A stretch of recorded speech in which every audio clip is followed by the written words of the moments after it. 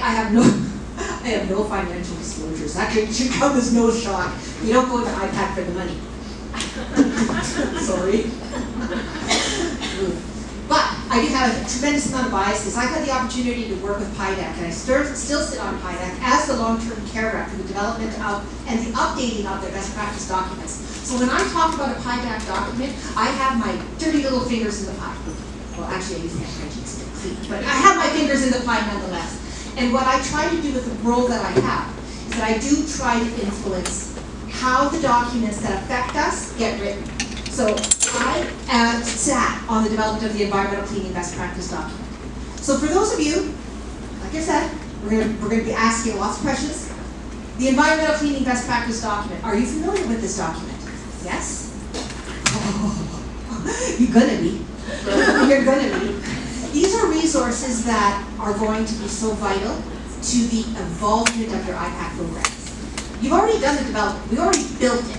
Now we're going to enhance it. We're going to make it stronger. We're going to make it better. And I'm going to make sure that you know where to find the resources to do that. And if I'm not going to say it, if I didn't say it, or if I didn't mention it, the people that I introduced initially, the IPAC Hub and the Health Unit, are going to be able to answer your questions. Okay? So let's work with it. So tremendous amount of biases. So what we're going to talk about? We're going to talk about infection control measures that are beyond the clinical role. And I already introduced myself as the health inspector. I've worked in IPAC over 27 years. I am not a nurse. In the States, I would be called a non-nurse IPAC specialist. Good thing I'm not in the States. But I'm an IPAC specialist. I have dual certification. I have my long-term care certification, and I have had my CIC since 2007. So I've been supporting the development of IPAC leads for a very long time in all the different jobs that I've held. So we're going to look at it beyond clinical. Is that going to feel uncomfortable? Uh-huh.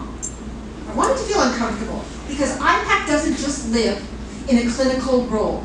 It lives throughout a facility. That's what we're going to talk about. We're going to understand your role as an ICP in these areas, and then of course we're going to find the information to support it. Next one, please. All right, so let's go back in history a little bit, because I'm not going to go back to the Semmelweis. We all know about when hand hygiene was developed and all that. We're going to talk about routine practice. We're going to talk about when did routine practice come into play. So it really evolved in the States back in the 60s when we talked about category-based infection control practices. So it's sort of around the lines of what we deal with now with respiratory outbreaks and enteric outbreaks. It's sort of categories of illness. But that evolved particularly in the 80s with bloodborne pathogens and the emergence of HIV and the development of bloodborne precautions. So we've got to be more specific. That then evolved in the States to universal precautions because we weren't aware of what we were dealing with when we cared for patients or residents or clients with unknown status. So that's how we evolved into universal precautions. And in the States, they made it categorically. They changed the nomenclature and made a category across all sectors to standard precautions. And 3 years later, Canada evolved and adopted routine practice. So we're not talking anything new. This is something that has been around since 1999. It's the foundation of infection control. Next slide, please. But when we look at application, had the elements of IPAC, routine practice is one piece of it. This is the IPAC standards. For those of you who are not long-term care, this is a standard that is built under an Ontario regulation that is under the Fixing Long-Term Care Act. Worst name of a piece of legislation ever. Can we agree? Worst name ever. Got it. So for here on in, I'm not going to call it the Fixing Long-Term Care Act. I'm going to call it the Act. So the standard is a standard that is enforced by compliance inspectors for long-term care to meet this requirement. These are requirements. This is not options. This is not best practice. This is not best practice. I'm saying it for a reason. Because best practice is what's going to inform your programs. This is where we meet our obligation to stay in compliance and not get orders and notices and such. Now when I look at it, and this is not important to focus on, when I look at what they say an IPAC program is comprised of, well, we've got, implementing of policies and procedures and surveillance, outbreak management, hand hygiene. God, we are so focused on hand hygiene. So focused on hand hygiene. IPAC is more than hand hygiene. Can we just remember that? If we come out of this saying nothing else, IPAC is more than just hand hygiene. And then we got PPE and quality and do you even see anything that reflects a wholesome IPAC program? Next slide, please. So then I'm going to go to IPAC. IPAC has a specific document, a specific IPAC document that focuses strictly on IPAC programs. And it talks about what should be in an IPAC program. And we do have RPAP, we have ASP, we have product review, we have a little bit on environmental. Does this give me enough information of what should my program involve? Not yet. One more slide. I'm going to go to IPAC Canada. I have the very, very great opportunity to have spent many years supporting our local IPAC Canada chapters. I've been a long-time member of IPAC since 1992. I've been the president, and now I'm president-elect of IPAC Canada. IPAC Canada remains one of the most important resources for individual IPAC specialists to seek out networking opportunities. So never miss an opportunity to participate in your local IPAC Canada chapter, which is IPAC's CSO. So this is their core competencies for ICPs. And when I even look at this, I'm going, is this going to be enough for me to know how to implement and resource my IPAC program? And guess what? It's still not enough. So what is going to be enough? What is going to be more? Well, I'm going to tell you right now. Next slide, please. First click. And what we're going to talk about is where IPAC sits with relationship to your dietary department. Now, first things first, you might be going, well, we have public health coming in. Well, that's great. That will ensure that your facility remains in compliance with the food premises regulations made under the HPPA. Fantastic. We need that compliance, absolutely. But what does IPAC need to know about dietary? And what should they know? Next click. What about programs and activation? How is IPAC involved in your programs and activation departments? What involvement do they have or what involvement do you have in their programming and their program development and their activities? Oh, we're going to talk about what they do. Man, they've got some ideas. Okay, next click, please. We're also going to talk about hairdressing and barber, and you're going to go, wait, that public health coming in, and they're going to take care of hairdressing and barber as well. Oh yeah? I found some dirty little secrets in our infection control related issues with hairdressing and barbers, and I'm going to tell you about that. Next slide. And then of course environmental, and let me tell you right now, I could talk 3 hours about environmental, whether you like it or not. I could talk 3 hours about environmental and IPAC. Because IPAC is environmental cleaning. I'm going to tell you that right now. 95% of environmental cleaning is strictly IPAC related. And I'm going to convince you of that as well. Okay, let's get into it. Let's start with dietary. So when I was an inspector, I used to teach the food handling course with Evangel College for years. And one of the components that I used to teach was called TTC. So my statement, I should say, is that 75% of your dietary department work, 75% is related to infection control. Now, if there's any dietary people in there, they're going to go, nope, it's about quality, it's about resident satisfaction, it's about meeting industry standards, and I'm going to say no. Because you know what TTC stands for? It stands for time, temperature, and cross-contamination. One click. And ensuring that the food that we are serving and the documentation that goes along with the food that we're serving meets these requirements for safe food handling. Safe food handling. That means that we are preventing foodborne illness. That's infection control. So do I think that IPAC needs to sit their little butt in the middle of our dietary services and interfere with the operations of our dietary departments? That's not what I'm saying. What I'm saying is that we need to have an understanding that our departments temperature check the food. That's a requirement.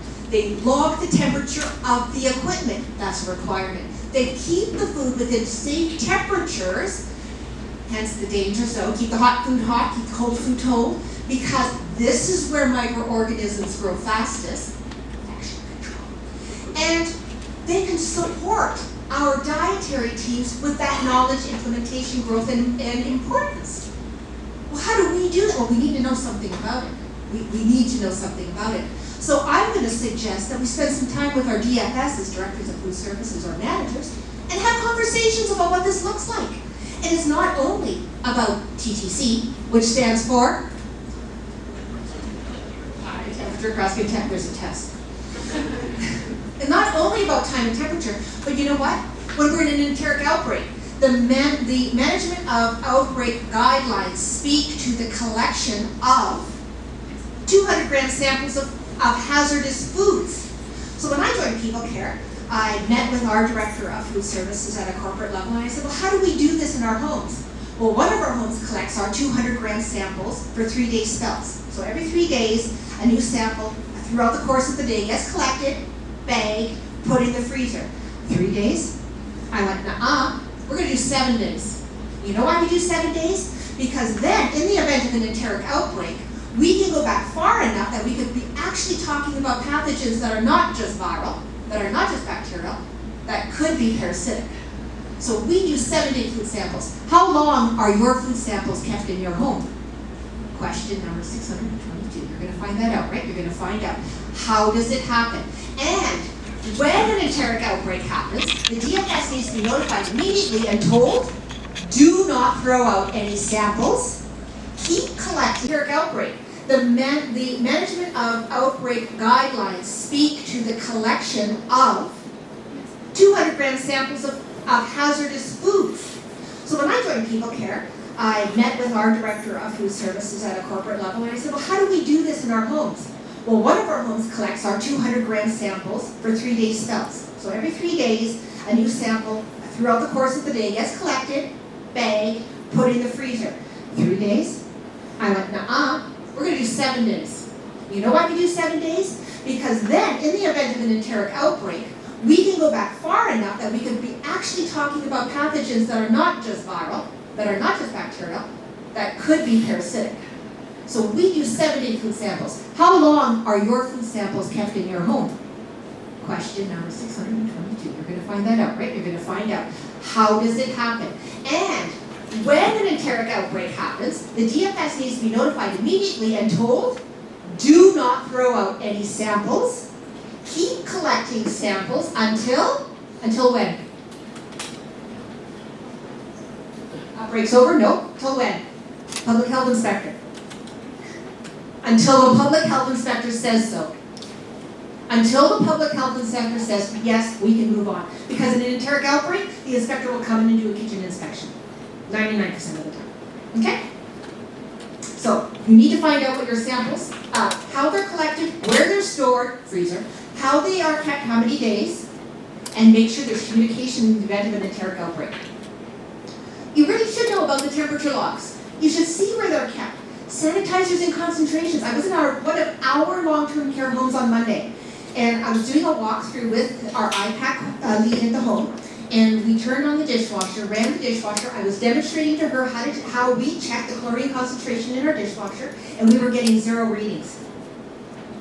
Doesn't that make your skin turn a little prickly? I was a little terrified at that, but why aren't we getting any chlorine whatsoever? Well, there was air in the line.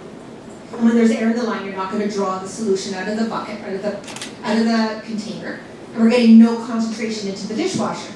How do we know that happens? Well, guess what? In our homes, we check the concentration of the dishwasher 3 times a day, and it gets recorded.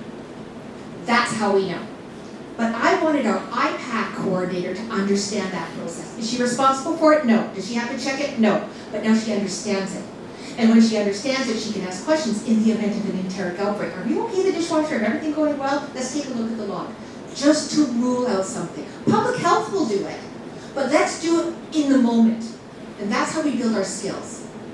And then, of course, the serveries, because the serveries are beyond the main kitchen, and we should have the duplication of the services across our home in these serveries, which, in our homes, have dishwashers. So again, that awareness across the home. So that's dietary. Does that feel okay? You're going to go back, talk to your DFS, ask a few questions. Okay, good. Let's move on to programs. Long-term care like their aminos. They like their aminos.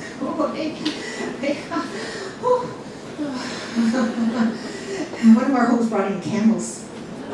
Ontario. I didn't bring it outside. It was outside. Where's COVID? Oh my God. Almost had a stroke.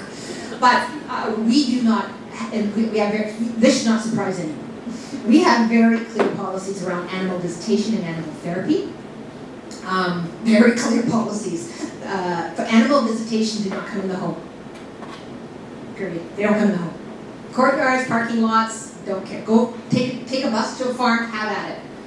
Absolutely do not come in the home. Especially camels.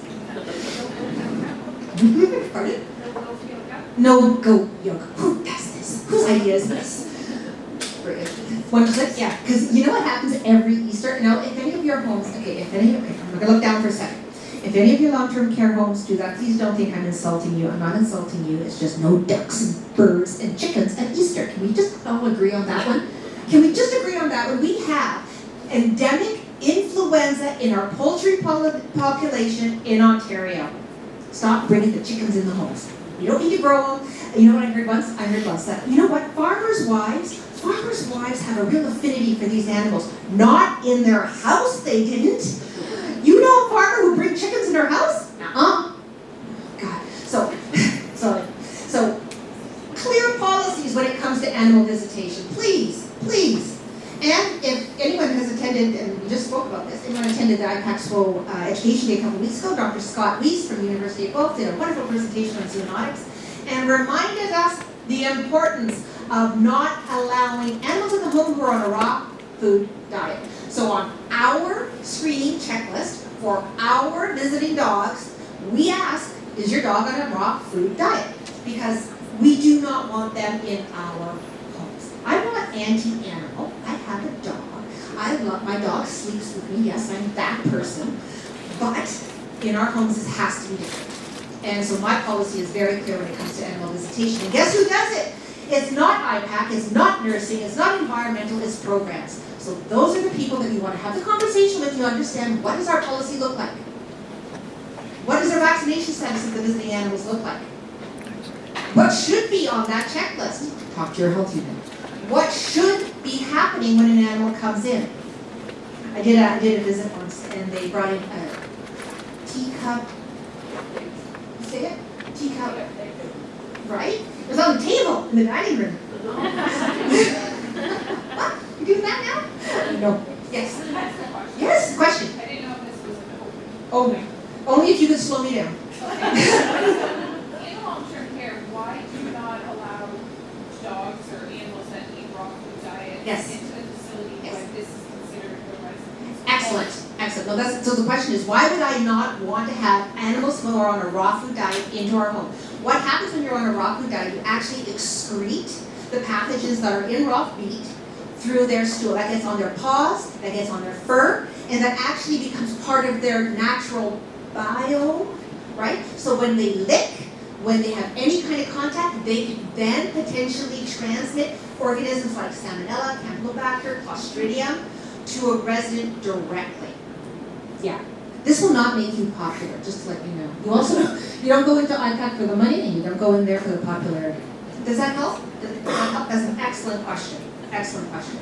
So I also want to make sure that you have an understanding what else activation does. I want to make sure I'm okay with that. How much? Yeah. Activation, they like to do nails. They like to do nails. They like to do resident nails. And I have no problem with that. But you know what? Our policy actually speaks to the fact that we do not share nail products. So you know what they like to do? I'm going to just borrow this. They like to do a nail caddy. Yes, nail caddy.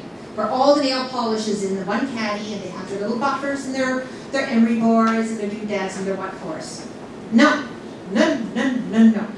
Sorry.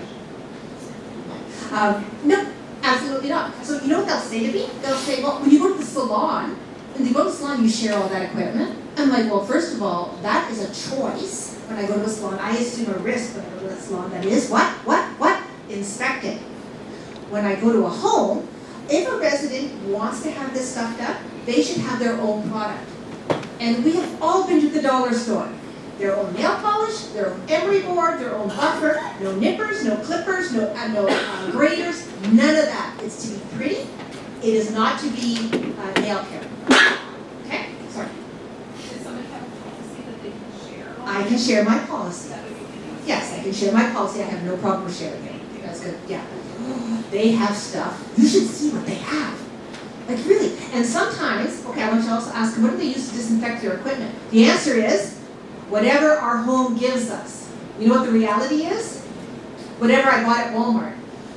They cannot be using different disinfectant that's already in the home. Okay?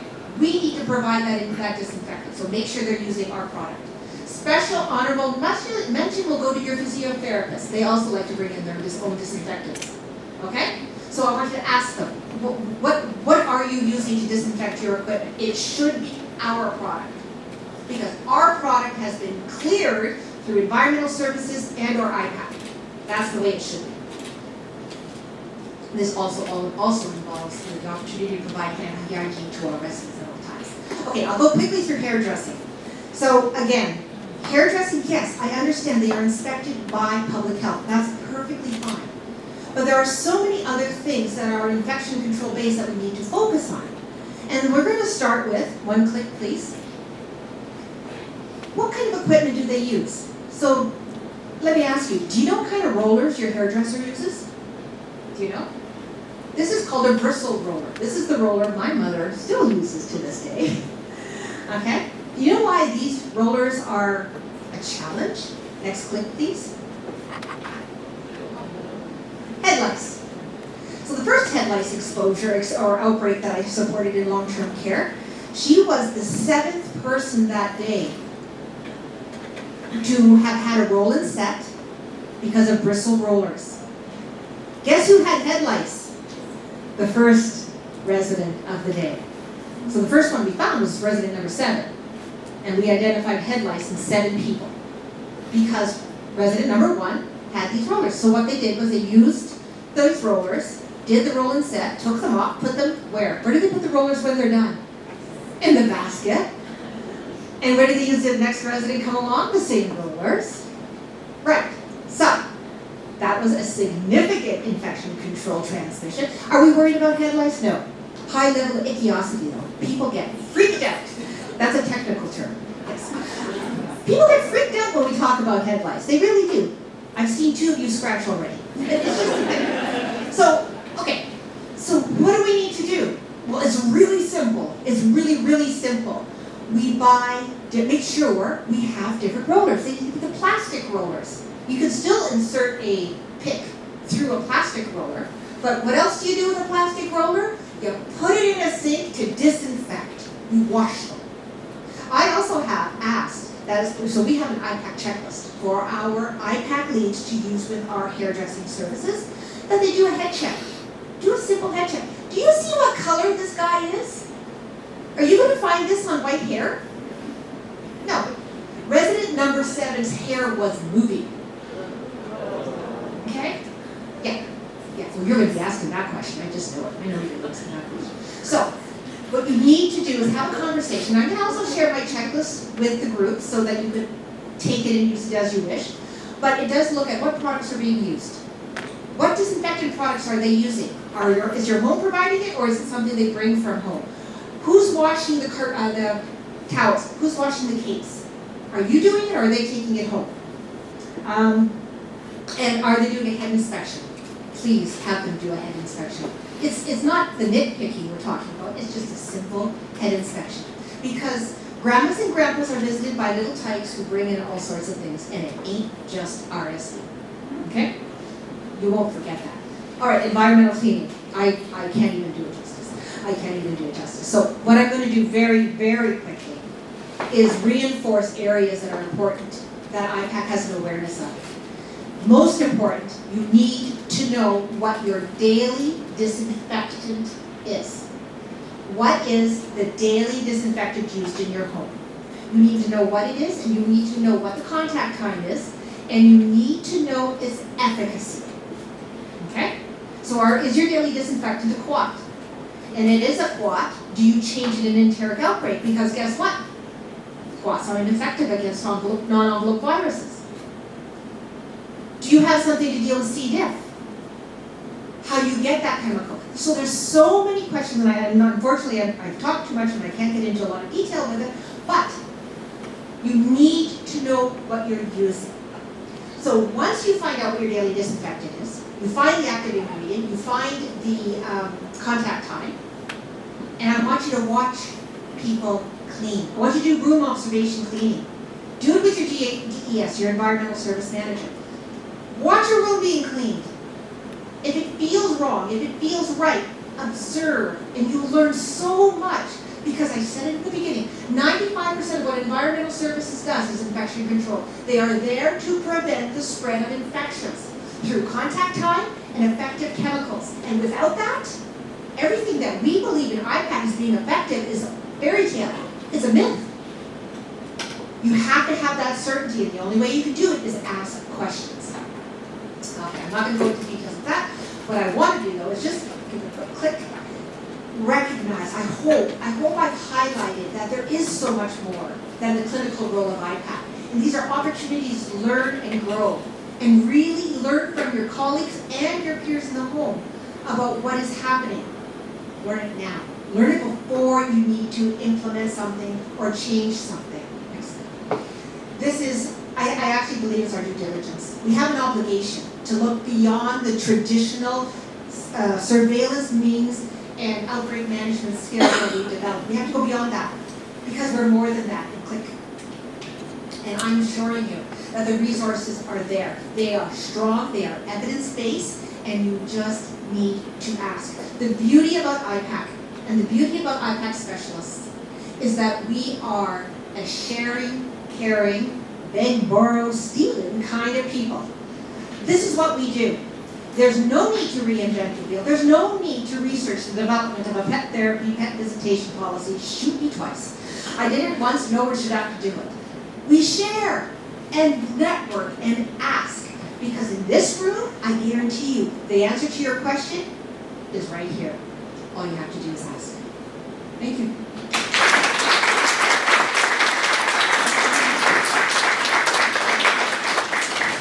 Any specific questions?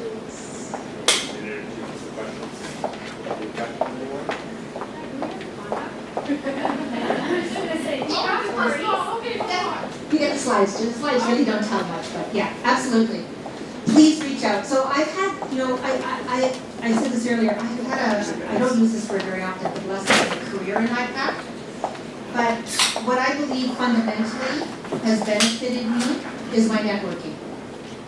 It's truly my networking. You have no idea how many times I have done the phone a friend.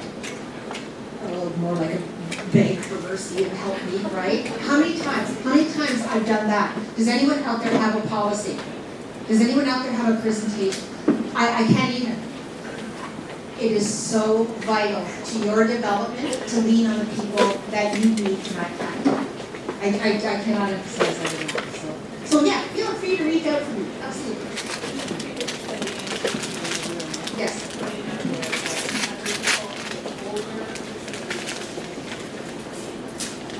Okay, so the question is, and this is very good, that's a very good question. So the question is, especially with people, and I mean, you know what, I know you're saying with older facilities, in particular older facilities, but all facilities, what do you do for drain cleaning if you have a resident or a patient that has CPE?